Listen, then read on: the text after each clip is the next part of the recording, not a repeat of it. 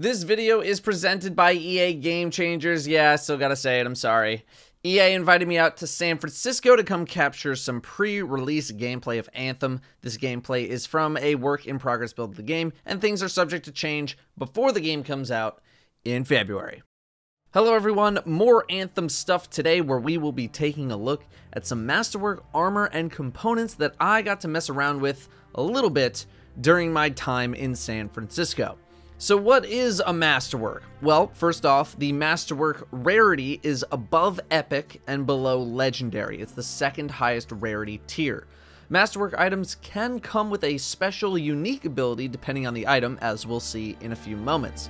Masterwork items can also just be normal items at a Masterwork quality rarity. For example, this gun is a Masterwork level rarity, but has no unique perk on it. The Masterwork is just showing that it's a high level item. This component is a Masterwork and has a unique perk on it. These unique bonuses should not be confused with augments, which are the bonuses in the smaller font, which are randomly rolled on every item. What a lot of the endgame will entail will be finding these unique Masterwork and Legendary perks, finding what synergizes with each other, and then trying to find the augments you want on those items in order to min-max a build of your choosing. We'll talk some examples as we go through the Masterworks that I have for you guys today.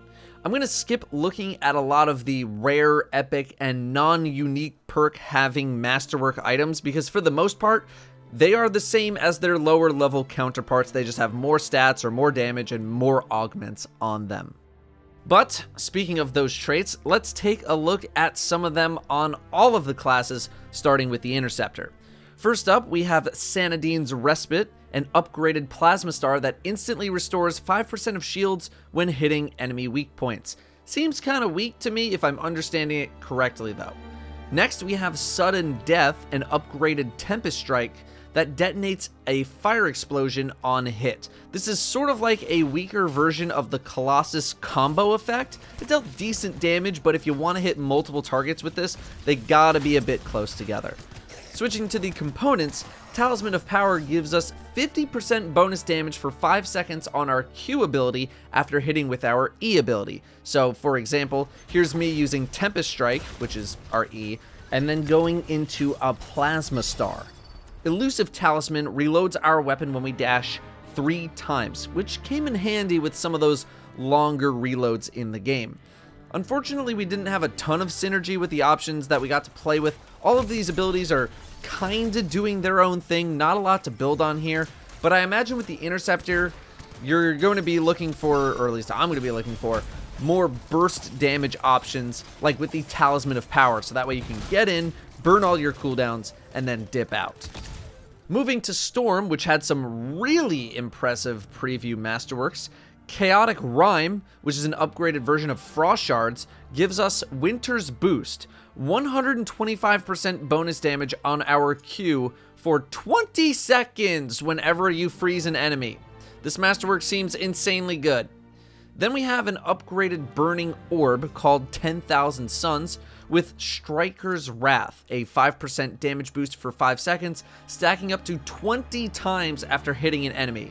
It's a little bit harder to use, a lot more ability usage needed here, and I wasn't crazy about Burning Orb. Maybe with a fire build it'll be a little bit better. Going to our components, we can see where Storm really starts to get crazy. Amulet of Winter, applying ice effects increases weapon damage by 20% for, again, 20 seconds. And Token of the Master increases our blast damage by default by 35%, that's what Token of the Master does. And then the unique perk, hitting an enemy with E, increases our Q damage by 60% for 5 seconds. So, even just combining what we have now, we have Frost Shards that when they hit a target gives us 60% bonus damage on our Q, and then when we freeze something, stacks another 125% damage on the Q ability. I'm not 100% sure if these stack on top of each other at the moment though. I did not get to play with the Storm for this endgame session in San Francisco. So we're going to freeze something quick, and then you're going to drop a nuke on top of it, and then on top of that, we have 20% weapon damage from our Amulet of Winter. Very, very powerful synergy there, although it is a bit all in on our Q ability. Stack any ice damage or cooldown reduction that you can, group up with someone who has some good lightning damage to remove shields, and you can basically breeze through a lot of things in this game. I will have a full playthrough of a Stronghold on Grandmaster 1 level that I'll be uploading tomorrow, and you'll see why shield destruction will be vital to your experience. Moving to the Ranger, we have Avenger's Boon, which is an upgraded Pulse Blast, which gives us 110% bonus melee damage for 20 seconds after hitting an enemy with Pulse Blast. I will remind you that the Ranger does have a primer melee ability, unlike other Javelins, so this synergizes a bit with their combo effect ability of huge single target burst, especially since I believe it's lightning damage, which will be valuable in higher difficulties. Then we have Recurring Vengeance, which is an upgraded Seeker Missile, which refreshes the ability if you defeat an enemy on a 7.5 second internal cooldown. Seems pretty good. Basically just like a double use ability as long as you're using it smart. Both of those abilities are detonators. Going to components, we have Combined Arms, which gives us a bonus 60% Q damage for 5 seconds when killing something with our E. And then Vanguard's Badge, which returns 20% shields when getting a melee kill. I don't know if that one will be worth it too much, especially with the melee being a primer, not exactly a finisher. There's some decent synergy among these, nothing too crazy. I'm really waiting to see what other unique perks we'll end up finding so that we can really min-max some of these builds on some of these Javelins. Finally, the Colossus. Let's check out some Masterworks here. Best Defense is an upgraded Siege Artillery that restores 35% armor on hit. I'm pretty sure that means the green health bar, which is definitely something the Colossus feels like it needs right now, considering how quickly they can get shredded. Seems like a good defensive option, but maybe as we get more skilled, this will be less needed. Next, we have Fist of the Crucible, which is an upgraded flamethrower, giving us Victor's Advantage. Killing an enemy gives 30% bonus damage on your flamethrower for 10 seconds, stacking up to 5 times. This sounds pretty good based on the very popular, what I'm just going to call lightning thrower build from the beta, although you'll probably be killing with the combo effect more than the flamethrower itself, but who knows, maybe in higher difficulties the flamethrower will be pretty good. But if we move to components, Catalytic Overdrive gives 40% bonus ability damage for 20 seconds after detonating a combo. Huge for that build in particular. Finally, we have Emblem of Destruction.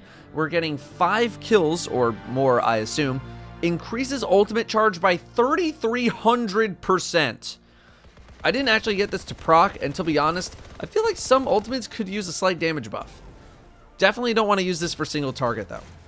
Now, with so many Masterworks equipped and unique effects and all of that, along with a lack of a more detailed stat breakdown or list of effects in the UI, there's a good amount of memorization that will be required on the user's end. Not a ton, but a little bit.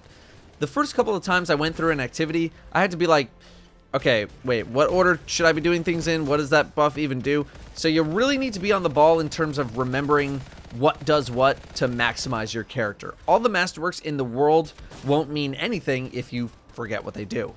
Anyway, that's all I got for now for Masterwork items in Anthem. Little preview of some of the effects. I have a hard mode run of another Stronghold coming up on the channel soon, if it's not already out.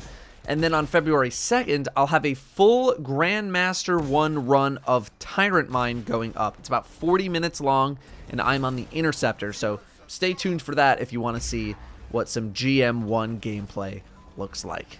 Thank you for watching. I'll see you next time.